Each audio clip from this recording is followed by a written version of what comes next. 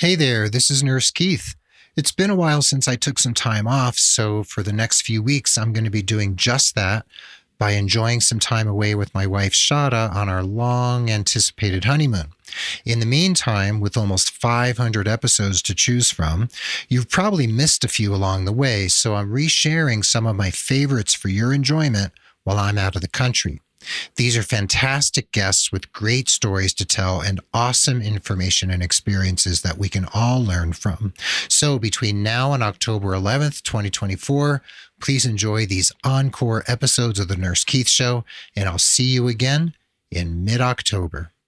So that's really exciting to really bring all of this together and come back to nurses and helping professionals, doctors, social workers, with an opportunity of something different, and to collectively recognize that we are really grappling with something that is harming us. What happens when a master's prepared oncology nurse and expert on the science of play pivots, enters a doctoral program, designs her own original research, earns a PhD in psychology, and takes her life's work even further? Let's talk all about it with my dear friend and colleague, Caroline Cárdenas, right here on episode 380 of The Nurse Keith Show. Hey there, this is Nurse Keith. This podcast is, of course, all about you, your personal and professional development, your nursing and healthcare career, and the healthcare system as a whole. And I'm here to share education, ideas, frequent diatribes, and informative interviews like today's with some of the most inspiring people from the worlds of healthcare, nursing, entrepreneurship, medicine, and beyond. I love having you along for the ride, and I thank you from the bottom of my nurse podcaster's heart for being part of the growing Nurse Keith Nation. And if you'd like to do me a solid and help other people find the show, consider leaving a rating and review over on Apple Podcasts or Spotify or anywhere else you happen to find the show, and consider becoming a patron at patreon.com/Nurse Keith. I really appreciate my patrons and anyone who wants to leave a rating and review and also listen to the show like you're doing right now. Please head over to nursekeith.com to find the show notes for this episode in the podcast drop-down menu. And we are here today with my very, very dear friend and colleague here on the show for the second time, Caroline Cárdenas. And Caroline, I'm so happy to have you here. And the first thing I want to say is that just a day or two ago, I attended virtually by Zoom your defense of your dissertation. And the first thing I want to say is congratulations on finishing your PhD. And what does it feel like to finish a PhD?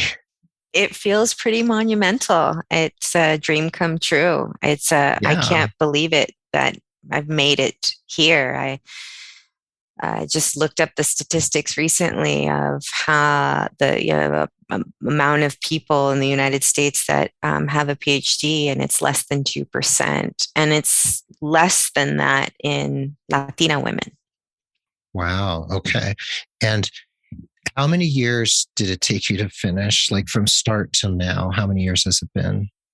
So it was 6 years total. It was 4 years of coursework. And within the last year of coursework is when I started to write my dissertation. But my dissertation overall took about 3 years to write, 423 pages later, including front and back matter.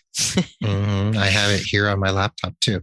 And I've read quite a bit of it. I'm going to read the whole thing eventually, but I read a bunch of it, and it's beautifully written, and it's really incredible research, which we're going to get into, and has to do with nurses and healthcare professionals. So last time you were on the show was like April or May of 2020. It was a bonus episode all about cultivating play in terms of preventing compassion fatigue and burnout in nurses and healthcare providers. And that was like within the first few months of the pandemic beginning. So the timing was pretty amazing to have you on the show and talk about that. And one of the triggers for talking about play was that you had done your master's thesis on play. Can you describe briefly, because I want to spend more time on your dissertation, but can you tell us about the master's thesis and like how it all came about? So I was attending Walden University, going towards my Master's of Science in Nursing, specializing in education. And I was working in the infusion center at the University of San Diego, California. And I was personally experiencing burnout and compassion fatigue. And at the same time, what I was doing to really replenish my sense of self and my joy, and really fill up my cup, so that I can continue to meet the moment and being a very good and caring and compassionate nurse in the infusion center to my cancer patients, as I was hula hooping. That was my form of play.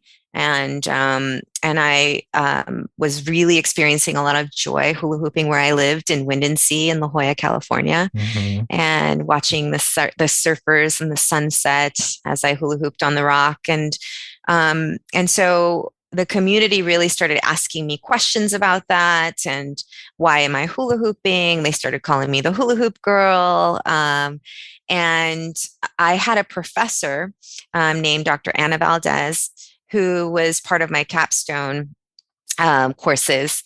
And at first I was a bit afraid to bring forward a particular idea that I was really passionate about. I didn't feel inspired or passionate to write my master's thesis on like blood pressure or pain management, or I mean that just didn't inspire me, but it did. I love that it inspires others. But what was really alive for me was this real issue that I not only was experiencing personally, but I also noticed that my colleagues were experiencing, and there was compassion fatigue and burnout that were really occupational hazards within our profession. So I remember calling asking or requesting a phone call with my professor to see if she would actually be okay with me, with my idea about writing my master's thesis on hoop dancing to prevent burnout and compassion fatigue among nurses. And what I thought was so beautiful was that she was really a safe person. She was excited. She expressed her support, and that opened up the doors for my creativity to soar and to feel empowered to really dive into these concepts of burnout and compassion fatigue in nursing, and the symptoms and the negative effects that it causes on a physical, emotional, and psychological level for nurses, and that can extend out to their family members. But also, I really wanted to look at hula hooping and the experiential process of play. So it's really finding my way at that time. In terms of what I was looking at. And I had another mentor who was a Walden graduate as well, who was the head of holding an annual retreat for nurses in San Diego. And it was coming up for the annual retreat. And she said, well, why don't you do your master's thesis at the retreat? And so she gave me an opportunity to guide nurses through a hula hoop experience. And share within the group what they felt after engaging in hula hooping and what their feelings were around these occupational hazards of burnout and compassion fatigue, and if they did feel that if they felt better overall after engaging in the experiential process of play through hula hooping. Yeah. And your thesis, I mean, you completed it, you graduated, you had your MSN. It was published in the Journal of Emergency Nursing, right? It was published in the Journal of Emergency Nursing, and it was also published in the UCSD Nursing Journal as well. That's right. So it was published twice. So you carried that forward, and, you're renowned as the hula hoop girl, and, your YouTube videos and the work you did with nurses. I mean, it all makes sense about who you are, where you came from, what you were bringing forward. And, you also have this history of your mom dying of breast cancer at the age of 47 when you were 21. And here you were working with women with breast cancer. And I bet there's a lot of nurses out there who have followed a similar path where sort of like the source of their deepest grief becomes the place they go. And just to touch on this for a second, what do you feel and think about this notion of how when there's something deep in our psyche or in our body that we've experienced, and then we make a career and life choice that brings us in further contact with it? What do you think that's about? Well, first of all, our lived experiences shape us. We can't undo our lived experiences, and our experiences of joy and our experiences of deep grief or sorrow are quite shaping for us as we journey through life. And when we have a personal experience with a loved one that is going through an illness, and we're shaped by that, many of us become inspired to want to help soothe the suffering of those who will unfortunately go through illnesses and need treatment for that. And many of us feel called, which is, it's interesting because one of the things that I wrote about in my dissertation was the root word of vocation, which means voice. And it's really like locating your own voice and your place in this world and what you have to contribute. And so our vocation is really about what we want to contribute, that has more to do than just ourselves, but has to do with contributing to the collective. And one of the things that I can say in general in nursing is that we are caring, kind, and compassionate beings who wish to soothe the suffering of those we care for, who long to soothe their suffering. So it's a call to action when we have loved ones or friends that we know that go through, where we witness the healthcare system. We go through it with them. We see what works. We see what doesn't work. And we want to participate in solutions. We want to participate in making it better, not just patients, but also healthcare system as a whole. So I think that's, that it's a calling. It calls to us in some deep way. And, having experienced my mother's death at a very young age, is a burning passion inside of me that will never go away. It's something that is deeply painful and deeply inspiring in terms of really helping me understand that's, there's a person that is loved by others standing before me, just like my mother, right? And who was loved by me and my siblings and friends and family. And there's a longing to want to make sure that you're doing everything that you can to help soothe their emotional, psychological, social, financial, physical suffering. Yeah.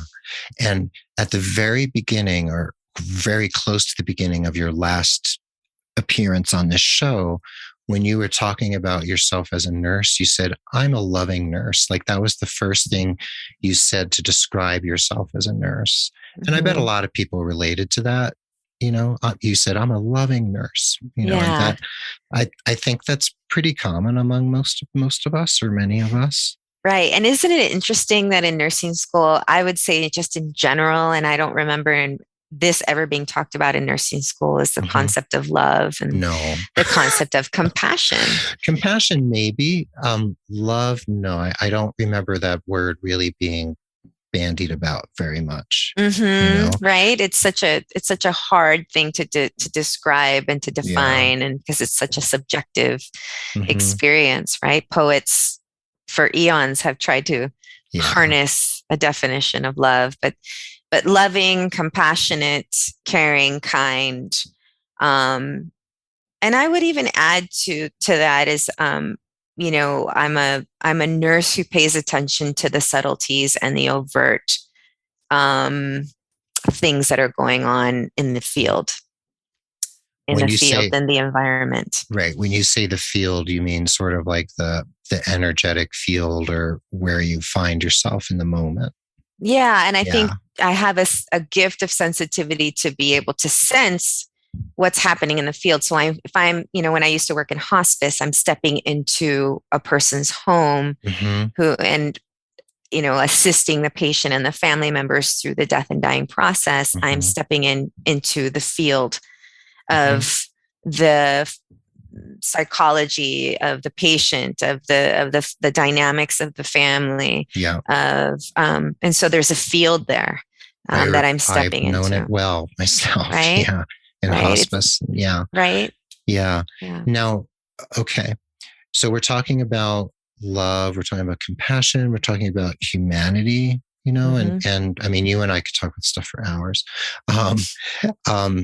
So let me just pivot here really quickly, that you just finished your PhD, right? And I attended your defense, which was really an honor, and I'm just so incredibly proud of you. And it was a beautiful conversation, and people cried, so it was not just you either. So it was really quite an experience. And what I want to point out first is that this is not a PhD in nursing. Right. So you're, speaking of pivoting, you're in the middle of somewhat of a career pivot. And so this is a career podcast, ostensibly. So you're going to have a PhD in fill in the blank. Yeah, in psychology. So it's a doctorate of philosophy in psychology. Right. And this is from Meridian University in California. Correct. Right. Yes. And what does it mean to have taken your master's thesis and your life's work, right? And all this love and compassion and, understanding of nurses and healthcare and patients and suffering. I mean, it's like all this stuff, like you've been layering and layering in your psyche, right? And in your body and in the ways in which you approach the world. What does it mean to now have taken it to this level? Like, we call this a terminal degree, even though you could get another one if you wanted to. You're shaking your head. Yeah. So we consider it a terminal degree. Like, this is the highest you can go in education. And you're one of very, very few, as you mentioned, Latina women to actually get a PhD. And it's only 2% of the population anyway. So tell me, just share, like, what does it mean to you to have achieved this? Like, what does it feel like? And just where do you find yourself in yourself now, knowing that you've done this? Well, this work is incredibly meaningful to me because what I've come to learn, well, I think I would sort of preface all of this by, in the hula hoop play workshops that I was offering to nurses, to healthcare professionals over the years, at nurses retreats, and also at the retreat that I held in the Big Island in depth in 2018. It was a 7-day retreat where it was all adults, and we were taking various hula hoop workshops, and I produced it and held a workshop and helped to guide it and all of that. I was really noticing the incredible transformations that were happening in adult players through the experiential process of play. And I became more and more curious about this phenomenon of play because I witnessed these personal and professional transformations within the students that kept coming to my twice a month classes that I would hold in La Jolla, California, and the retreats. And I really felt compelled. I felt really inspired. And I also felt really drawn to understanding this. What is it about the phenomenon of play that helps to transform an adult? What is play? How do you define it? Why does it inspire and transform individuals? And so I was starting to get a bit, I would say, so I had my master's of science in nursing. I was soon after I graduated with my master's of science in nursing, I was hired into in a surgical as a nurse case manager in breast surgical oncology outpatient. And I really was taking their educational material and building it and doing all these things, these creative projects. And I like to be challenged, and I like to have creativity, and I love to help patients, and I love to keep team morale up and encourage and mentor and all of that. But after about, I would say, 3 years of my MSN degree, I started to get a little bit like, I'm getting a little bit bored. I need to be challenged a little bit more.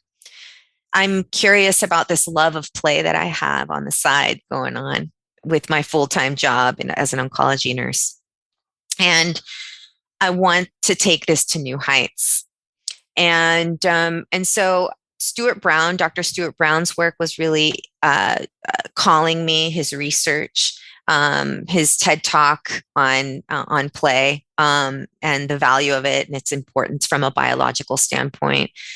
I still hadn't sort of developed a way to articulate the profundity of play and really what it is. So I wanted to dive deep into it. And I said, I just decided that I was going to go after my PhD. I felt like, as a Latina woman in the United States with a master's of science in nursing, it was good and it was great, but I was ready for the next level of being able to bring this work forward, to actually marry my work from a personal and professional standpoint and really just make it one. And I wanted to help people understand, particularly adults, the value of play. Yeah. And what's so beautiful about Meridian University is that they teach imaginal psychology. And imaginal psychology utilizes the old Greek translation of psyche to mean soul. So it's not, the mind, as we in our contemporary or our postmodern Western culture tends to view mental health and psychology, right? It's the story of psyche and Eros, right? Yeah, exactly, right? Yeah. That myth story. And so to mean soul. And so drawing from ancient knowledge expressed within the modern world, imaginal psychology's primary concern is reclamation of the soul for the sake of enabling a depth of understanding to the social and cultural problems and concerns of our times. And so it's really about building people's capacities within and looking at the imagination as one of our most powerful capacities. And when we think about soul, we think, well, how is soul? What do you mean soul? Do you mean spirit? Do you mean, what is soul? I don't believe in a soul. Well, Thomas More defines soul as not a thing, but a quality or a dimension of experiencing life and others. And it has to do with depth, value, relatedness, heart, and personal substance.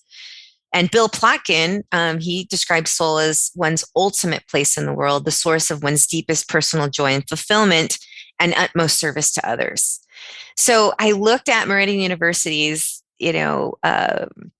imaginal psychology, and thought to myself, this is perfect for what I want to write my dissertation on. I want to write my dissertation on the phenomenon of play. And so what better place to do that? And Dr. Aftab Omer is the president of Meridian University, who was also part of my dissertation project committee, says that soul lives within the realm of experience and soul expresses itself through image. And this was really all about guiding people through an experiential process to see what soul has to say about it in the expression of image. And so we utilized his methodology of, it's called imaginal inquiry, and we can dive into that a little bit. I'm going to go back to your question because I'm prefacing all of this with answering your question of really what this means to me. Soul expresses itself through myth, metaphor, and poetry. And so I really wanted to go to write my dissertation on this phenomenon of play and look at this particular occupational hazard of compassion fatigue and what it means and what play can do for helping professionals that are experiencing compassion fatigue. Specifically healthcare professionals. Specifically. Anybody who works in healthcare serving people. Mm-hmm. Okay.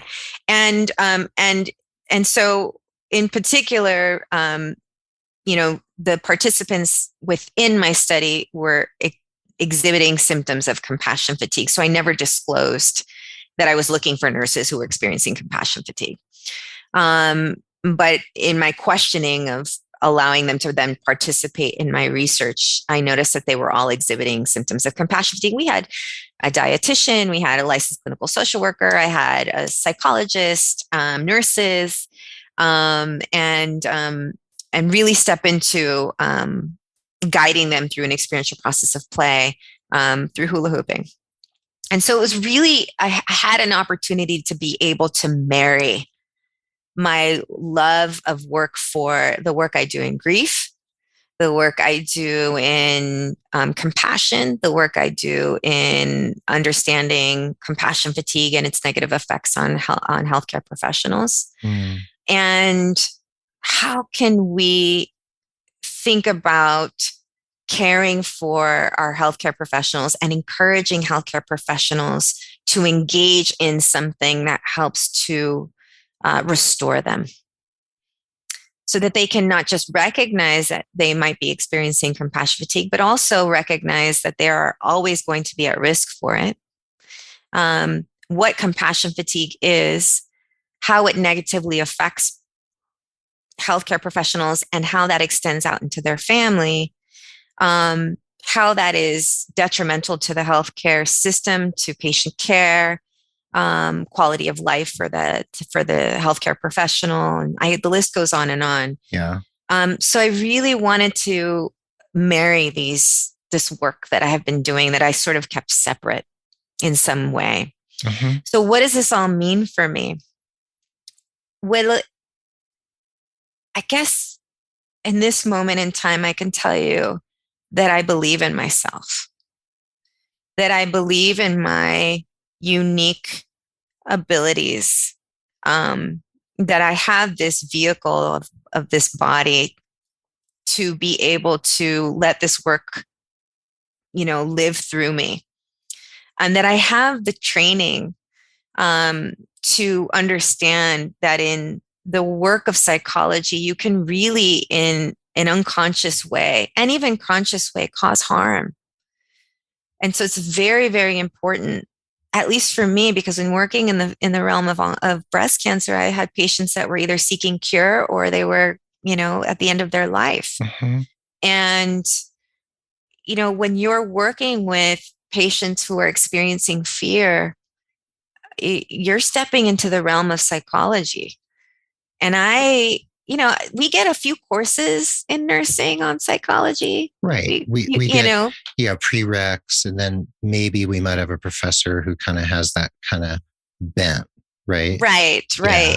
And but I was doing a lot of work in psychology with my cancer patients. And I think a lot of oncology nurses and even hospice nurses can relate to what I'm saying, that, you're working in the realm of grief and meaning and loss, and what that means for the patient and their family members, and looking back at their lives, and fear and compassion, and how we take all of this that we witness as nurses and become informed by it in a way that empowers us so that we can continue to do the work.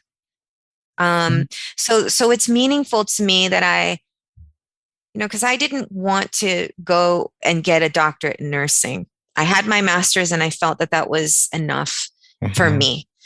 because I could teach with a master's somewhat, depending on the school.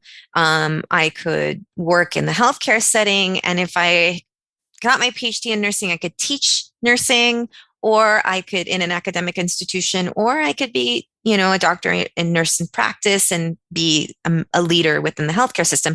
And I really wasn't interested. It didn't inspire me to go in that direction. I really was interested in what was happening in the psychological space of both play, joy, well, not both, of play, joy, and grief. Mm-hmm.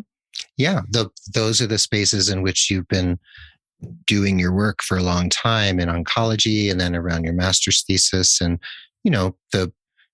all the work you've done personally, since your mom died, which was 21 years ago, and she died when you were 21. So, yeah. I mean, it's been sort of like this thread through more than a thread. I mean, it's been a theme throughout your life, right? And it led you into nursing. And when we come back from the break, what I want to do first is I want to talk about, because people listening, especially nurses, might be like, oh, so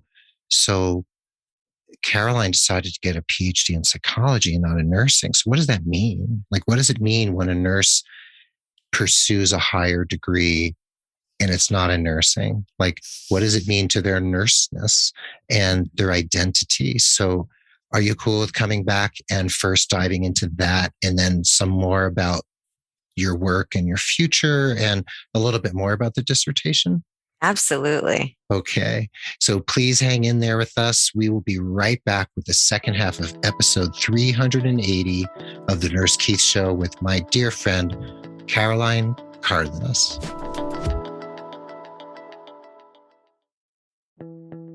Are you looking for a fascinating and novel way to empower and elevate your career?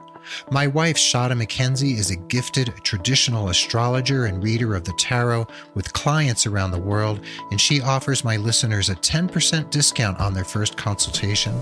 Shada's approach to astrology emphasizes the integration of both modern and traditional techniques as they've been practiced for over 2,000 years, and she brings her sensitivity, life experience, and wisdom to every consult. Shada's work can reveal deep-seated patterns and unlock your potential to live a more meaningful personal and professional life. I and many of my clients have benefited greatly from Shada's mastery of these ancient tools, and if astrology is aligned with your personal belief system, I encourage you to consider reaching out to her at thecircleandthedot.com or email her at Shada, S-H-A-D-A, at thecircleandthedot.com. Remember to mention the Nurse Keith Show for 10% off your first consultation, and thank you.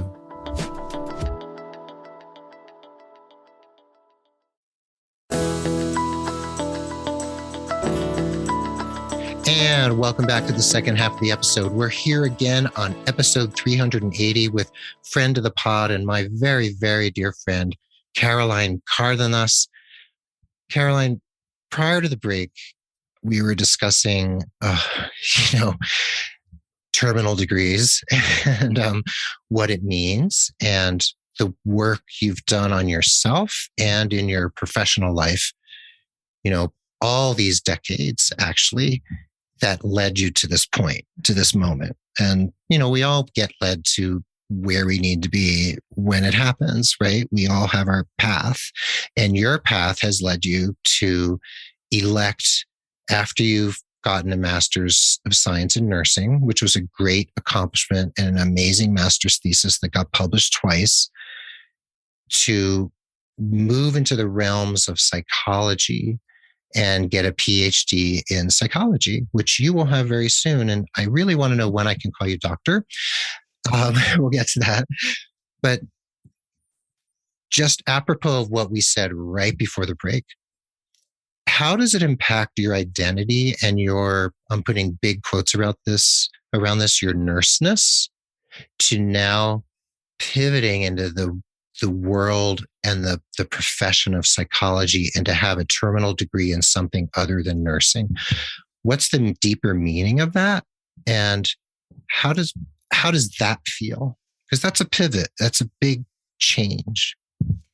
It is, but it also feels like it's where my my soul has been calling me towards.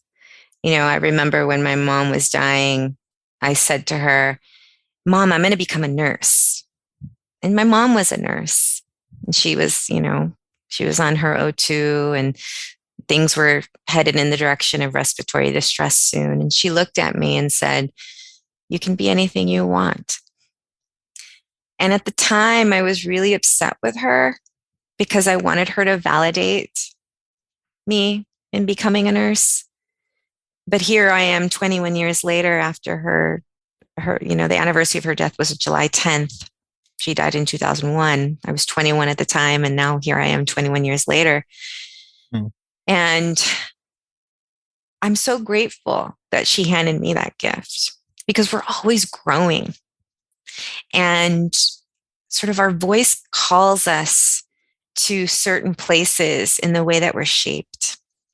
And she really handed me a gift of giving me permission, giving myself permission to continue to grow and to continue to go towards that which is calling me.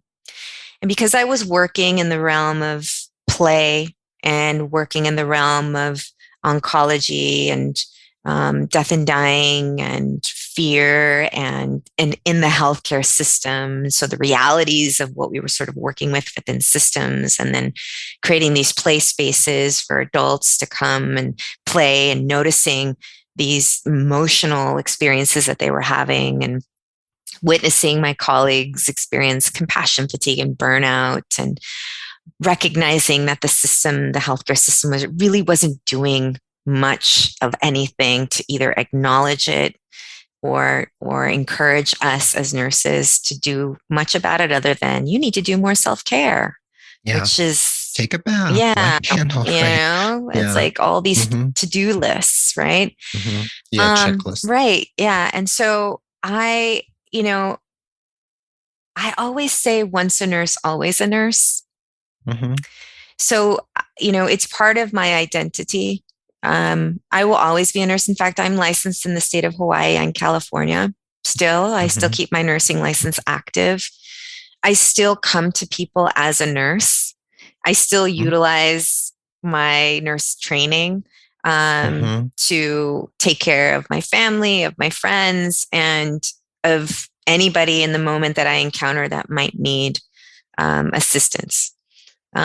Because I got to tell you that when you pivot into a different discipline, which still remains under the umbrella of healthcare to a certain degree, right? And the helping professions. Yeah, helping professionals. Yeah. You take it with you.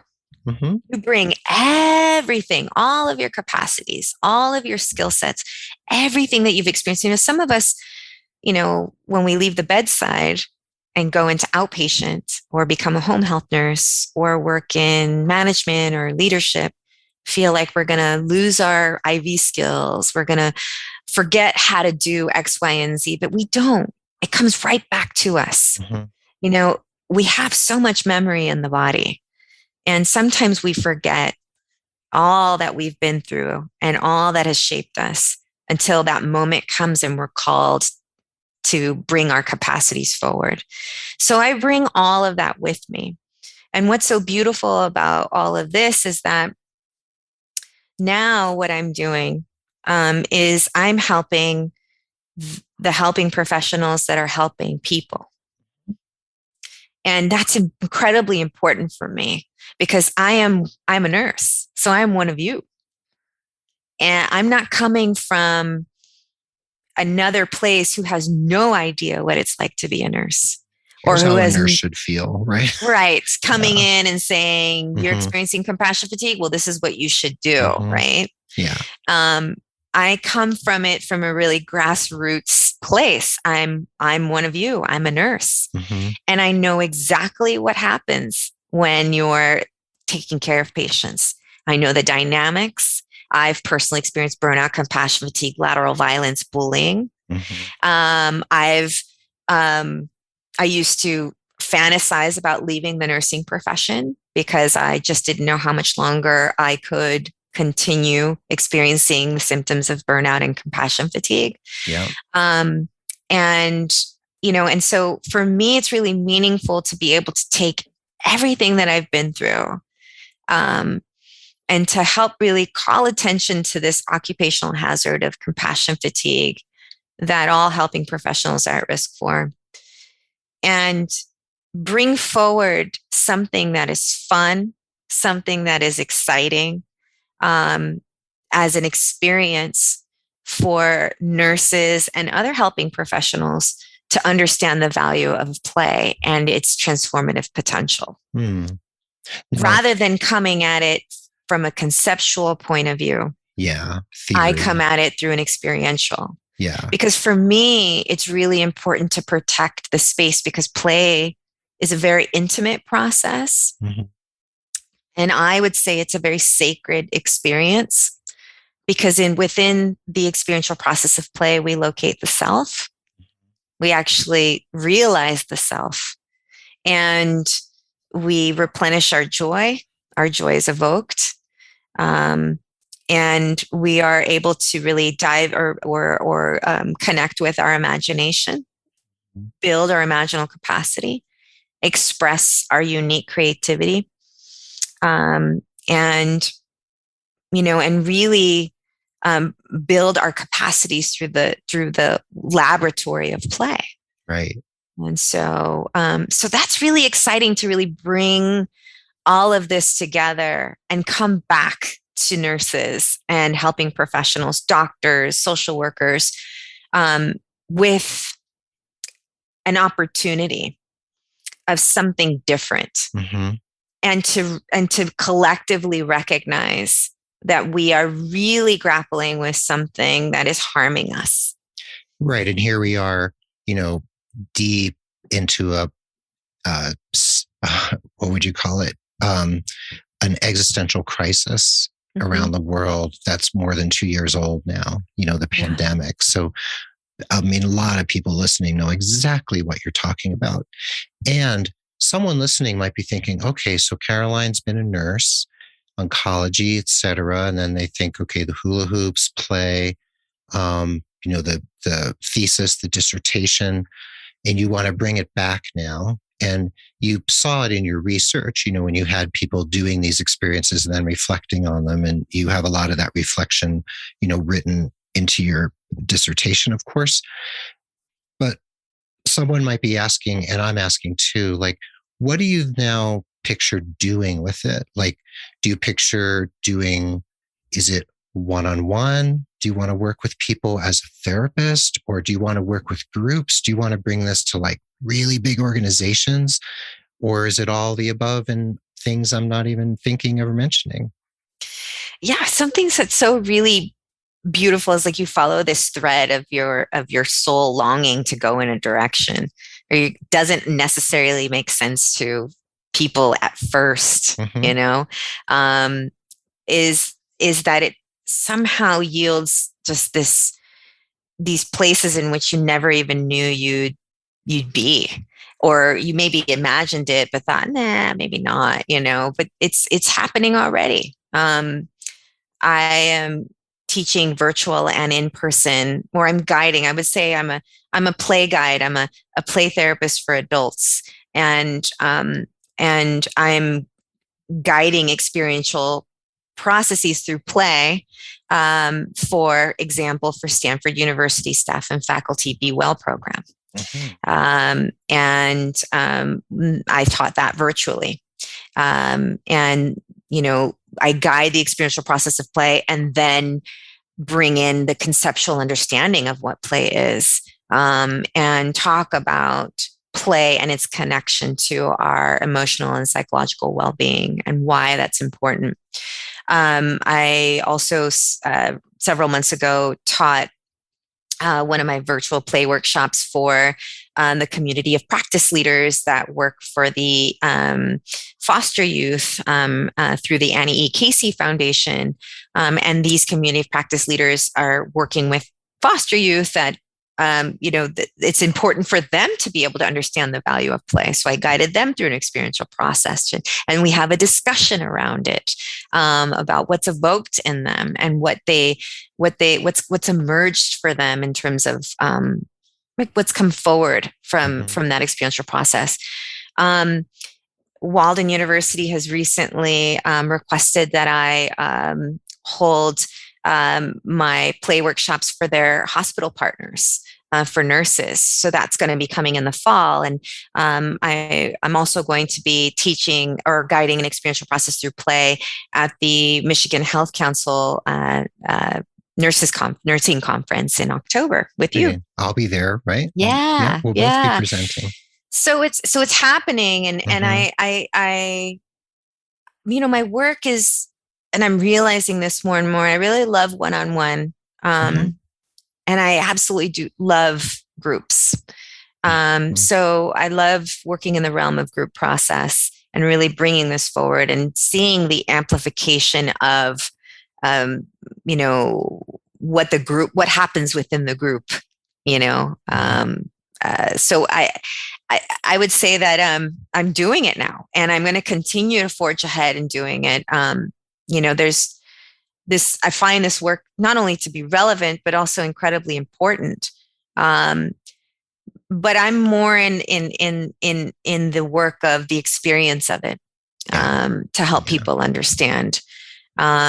So yeah, I think I answered your question. Yeah. What I'm seeing from this is like speaking, presenting. Yes. I bet you writing books, doing interviews, working maybe, as a consultant in organizations like NEKC, these things you're doing, working with Walden University's partners, whatever that happens to be. So I'm picturing all of this, and, a PhD, being Dr. Caroline Cárdenas. I mean, there's a level of credibility that comes with a doctorate, and you've earned it, blood, sweat, and tears, right? So, Dr. Cárdenas can take her work anywhere she wants to. And I can picture, how there's people develop all sorts of theories. We have all sorts of different types of nursing theories, grand theories and et cetera. So there could be some theoretical work ahead of you that comes out of, years of experience and what you see, when you take this on the road, and what's fed back to you from people who encounter you. And speaking of books, I mentioned books. You're featured in a book called Grief on the Front Lines by Rachel Jones that came out in May of 2022, just recently. Can you very briefly tell us about that book and your contribution to it? That book is amazing. It's on Amazon. I think it's like a little less than $20. It's completely worth it. I think that anybody who's interested in becoming a helping professional, anybody who is in nursing school, doctors, social workers, nurses, really can benefit from reading this book. Rachel Jones is an incredible journalist who, during the pandemic, actually interviewed doctors, nurses, social workers about this aspect of the enormous amount of grief that they witness, the healthcare system, and pretty much ripping off the Band-Aid of what healthcare professionals are grappling with within the healthcare system, and how the healthcare system is really failing healthcare professionals.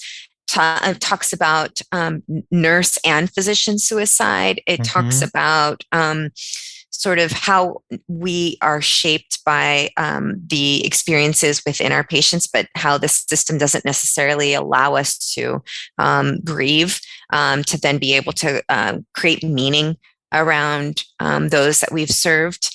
How it's not really part of our culture to do that. There's no time to do that. How we really push and create more strain on helping professionals. So it's an incredible book, and she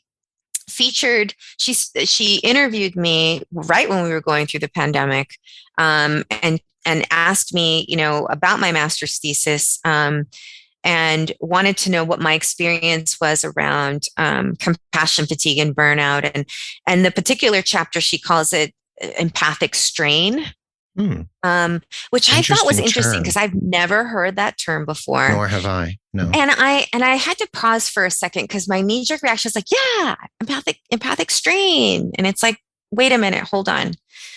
It's a little bit different. Compassion fatigue and empathic strain, I would say, is different because empathy is different and compassion are different. Empathy is I am able to imagine what you might be going through, right? Whereas compassion is I can feel a sense of empathy for what you're going through, and that is causing me to want to, express action towards relieving your suffering. Yeah. So and it sounds like an important book at this time in history. Super important. So she talked about.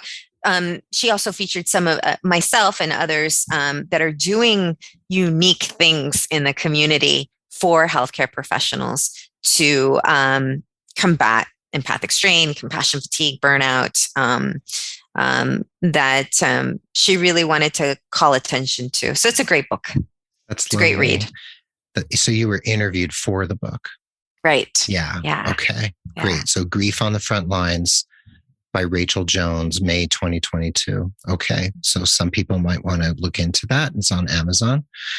So, and then eventually we'll have books by you on Amazon as well. So that's coming. Well, that's a vision for sure. It is vision. So here's a question I already asked you, and I'm going to ask you again in all seriousness. I was kind of joking, but I actually really mean it.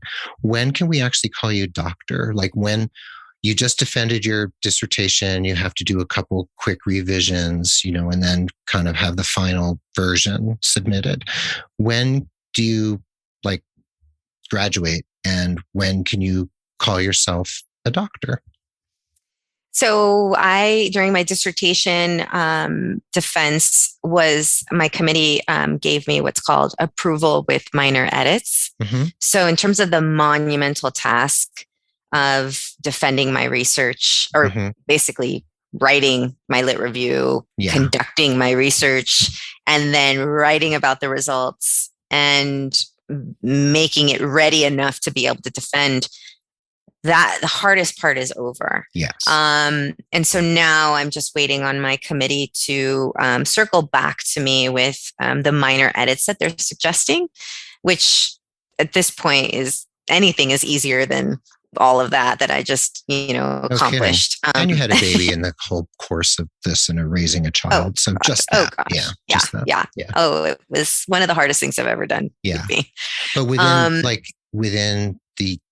within the year 2022, will you actually be able to have the title and actually say pretty yes? Soon, I'm actually. done. I just have to apply those minor edits and then receive what's called bindery approval to bind my book. Once I receive my bindery approval, which hopefully will be at the end of August of this year. Once I receive that, then technically everything is complete, and I am Dr. Caroline Cárdenas.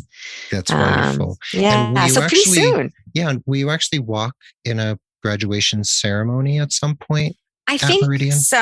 I think so, especially now with things sort of changing around, with restrictions and whatnot. But it's definitely something that Meridian likes to emphasize is, really, because it's such a symbolic moment, sort of crossing that threshold. To do that.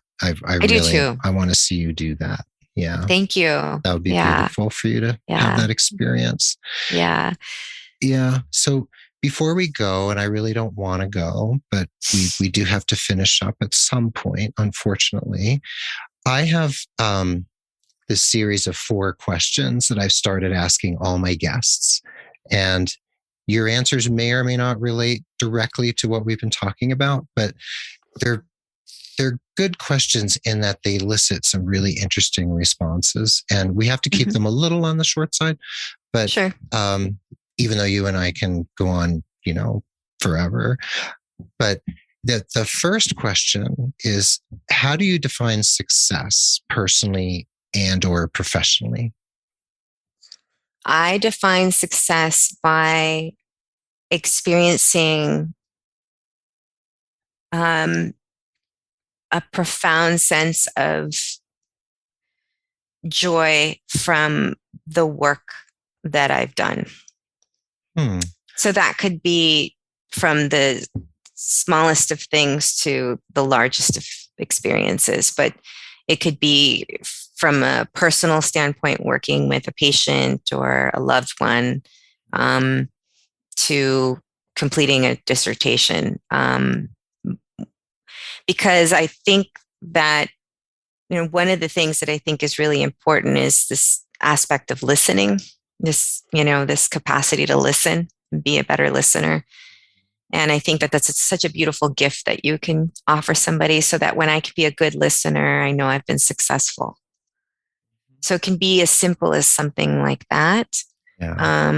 And of course, you mentioned you mentioned the word joy, because that's so much about like where you're coming from, that of course success for you has to connect you with some sense of joy. Yeah, sense of joy that I've done my best, sense of joy that all my hard work really helped to yield something beautiful or contributed to something, as in, soothing suffering, as in providing presence, as in, it could be subtle or it could be overt. But I would say that my definition of success is feeling really, really, really good about my contributions in that moment for whatever's happening. That's really lovely. Now, the second question is, how would you describe one person who's inspired you in the course of your life, living or dead, famous or not famous? Anyone at all who comes to mind for you? Who inspires me? Yeah. Oh, this person is, safe, beautiful, compassionate, loving, kind, caring, patient, empathic, and has a beautiful smile and a very giving heart and an enormous amount of presence. You're describing yourself. I mean, that's how I would describe you. Is there someone in your life who you'd like to name who fulfills some of those characteristics? Well, yeah. I mean, my mother, Grace, she really taught me the gift of compassion and empathy and kindness and care. And so when I think about, how special she was in this physical world, and the gifts that she offered me, even in the short amount of time of the 21 years that I had her in the physical realm as a mother, she embodied all of that. And she truly was Grace, which, I'm a word nerd now after writing a dissertation, and another word for grace is compassion. So, this work is meaningful to me in that it's not just about play. It's really about, what we love, what brings us joy, safe spaces, building our capacities, utilizing our imagination, allowing symbols and metaphors to really inform us and inspire us and connect us to a deeper sense of meaning. Yeah, beautiful. Okay, so the next question is there a book?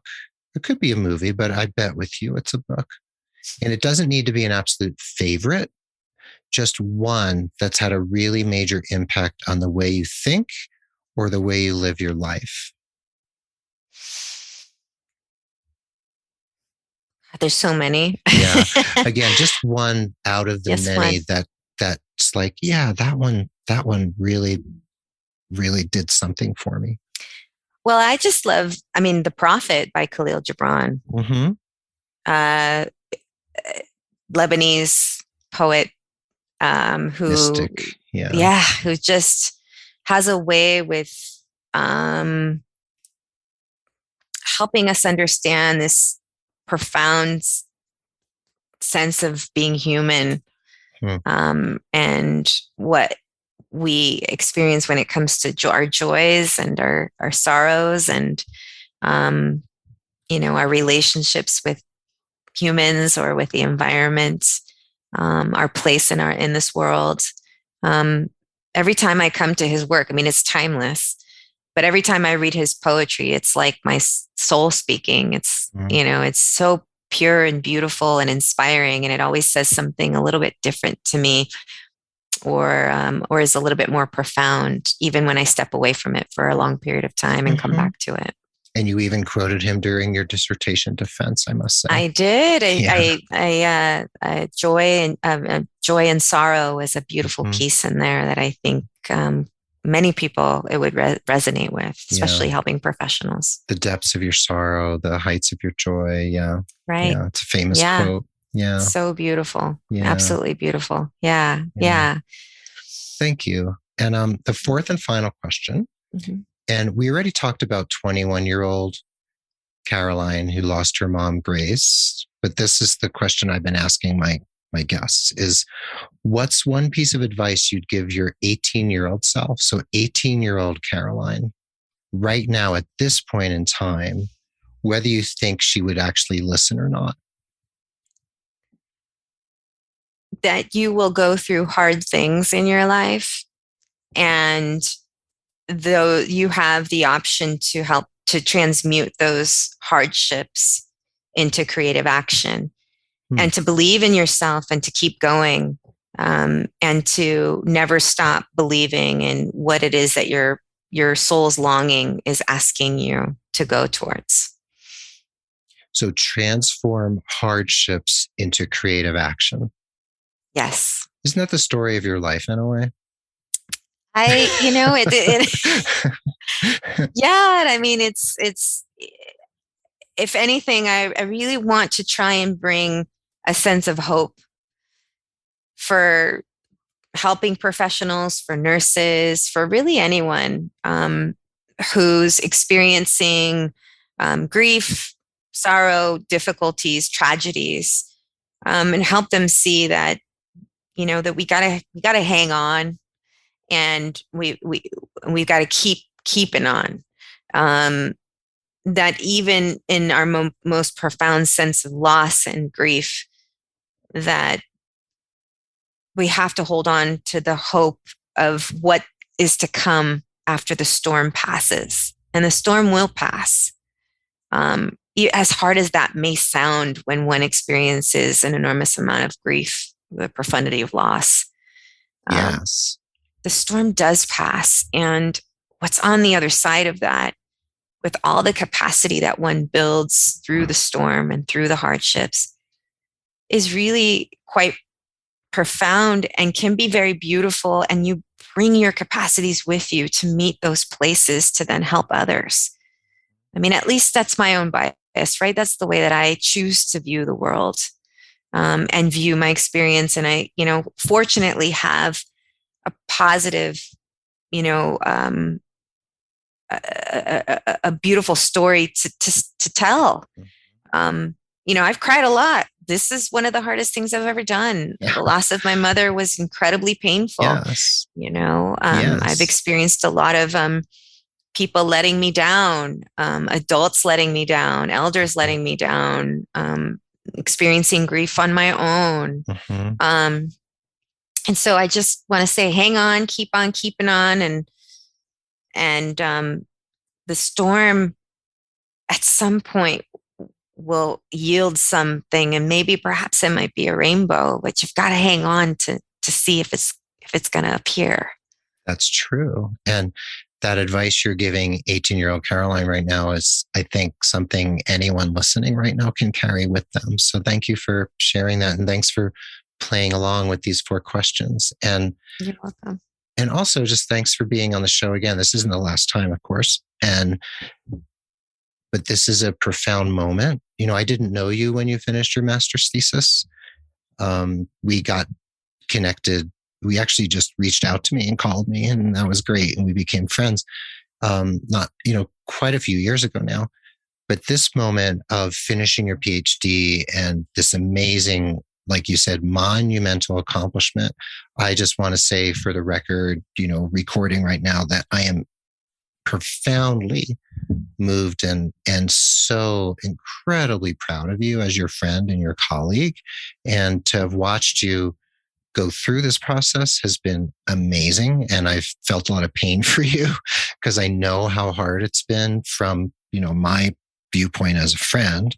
And I'm just incredibly proud. And I really look forward to knowing that I can call you Dr. Caroline Cárdenas. So that is coming very soon. And thank you so, so much for taking the time. This has been so wonderful. Well, thank you. And I just love the work you're doing with your podcast, and you're really bringing forward a lot of beautiful and necessary information, and tough information that really needs to be said and put out there. And you're having people on your show that are sharing so much of what's necessary right now to help support nurses and helping professionals with everything that we're grappling with. So I'm really grateful for the hard work you're doing. This is not an easy thing. There's a lot of background stuff that, that a lot of people don't know that needs to happen in order for these moments to come forward. And so I'm grateful that, that you're doing this, and that you've remained committed to your, your beautiful podcast, and that it's reaching so many people in such a impactful and positive way. So thank you. Thank you so much. Well, there you have it. Thanks for listening to this wonderful episode of the Nurse Keith Show. Remember, the show notes can be found over on nursekeith.com or any app where you're accessing the show. Please check out Caroline at thehulahoopgirl.com to see the work she's done there. And actually, you can find her master's thesis there. I hope you feel uplifted and empowered, and you feel joyful from this episode. And I encourage you to take inspired action every day in the interest of your personal and professional satisfaction and development. If you need personalized holistic career coaching, please consider nursekeith.com. Look me up, shoot me an email at keith@nursekeith.com, mention the show, and get 10% off your first coaching package. And consider becoming a patron over at Patreon. I'd really appreciate it. We're a proud member of the Health Podcast Network at healthpodcastnetwork.com. We're adroitly produced by Rob Johnston of 520R Podcasting, and Mark Cappy-Speason is our stalwart social media ringmaster and newsletter wrangler.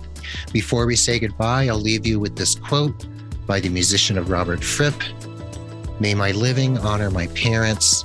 May my living repay the debt of my existence. Be well, dig deep, seek joy, keep in touch. This is Nurse Keith saying adios till next time from beautiful Santa Fe, New Mexico, and my very, very dear friend, Caroline Cárdenas, saying aloha from Hawaii. From Hawaii. Thank you, Caroline. Thank you to everyone for listening, and we will catch you on the proverbial flip side.